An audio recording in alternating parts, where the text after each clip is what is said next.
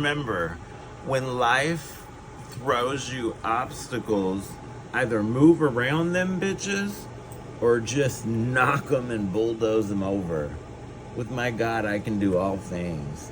I have overcome some stuff, being drug addiction, sex addiction, ending up on supervision in Chicago for 2 years because of a ticket with some empty baggies and an empty pipe out because their laws are set to fuck people over. Sorry for the F people over.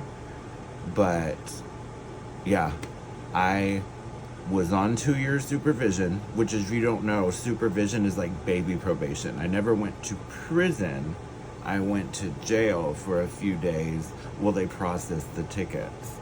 But yeah, it was empty pipes, empty baggies. So it was kind of a whole bullshit thing. But I did 75 hours of drug classes. I did a bunch of hours of community service, which I had fun because I have fun whatever I have to do. Even sitting in jail, I wrote out all the notes about how the cops fucked up, because when I watched the case, I got to watch the CD of the video footage. Turns out the cops claimed that they smelled marijuana and alcohol, which was not the case. There was no smelling. We weren't actively smoking. And the beer was like, there was a beer can crumpled up under the seat. My friend had a one hitter and a baby amount of pot in a state where it was legal 2 years later. And we went to jail, and they claimed that they smelled weed, which was a lie. In the police report, they searched us because they checked and my friend had a warrant. And that's fine. Or not a warrant, a previous offense, something like that. And then I had a previous offense. And so they then just searched us. But they put the reason on the police report was they smell alcohol and weed. So even cops lie to get their ticket across. And the lawyer told me, well, since they found the weed and since they found the empty baggies, it doesn't really matter if you weren't smoking, and if they lied, we can't prove that. And I'm like, why would the cops lie on the paperwork in the first place? So be careful. If you're in a case and you can afford a lawyer, which I couldn't at the time, find the right one who's going to help you, and find the one who's going to put away those dirty cops that put false reports out there. You just searching for whenever they feel like, and then putting up fake reasons for the reason they searched. Be careful of that. You can't trust cops, apparently, just because they put on the uniform and take the oath to be honest and have integrity doesn't mean all cops do it. Some of them just have to make money to give those tickets to get the state. But that is the sidetrack.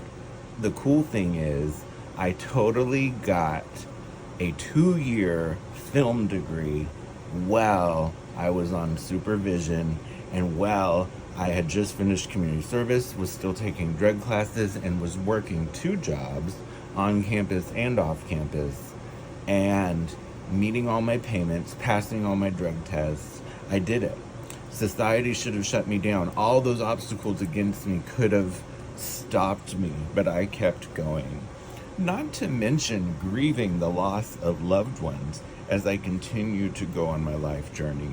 So if you think your life is hard, just know it can be differently hard. My life is not the worst. I had my mom until age 19 when I lost her to cancer. I was lost, I ran to drugs, I was stupid. But many people don't even have their moms past elementary or even past childhood. Some people don't even know their moms because they passed before them. So I can't complain. I'm grateful that I had a loving mom who was there for me the whole time she was. And I'm grateful for my life. And she was a home ec teacher because she was frugal. She was a hustler. As far as she worked a job, plus she sewed and altered clothing for some of the people at my school, other parents' school uniforms for kids, like hand-me-downs. She altered them for side money. They'd come over, that she'd measure them. We'd hang out with the kids while she would like sew their khaki pants and talk to the parents. It was kind of a cool thing. Like, I learned from a young age, don't be afraid of multiple sources of income, and don't be afraid to find ways to network and find ways to survive. And she taught me how to save money too. Basically, to save money, you don't spend it. It's that simple. But I hope you have a wonderful day. God bless you. I love you. God loves you more.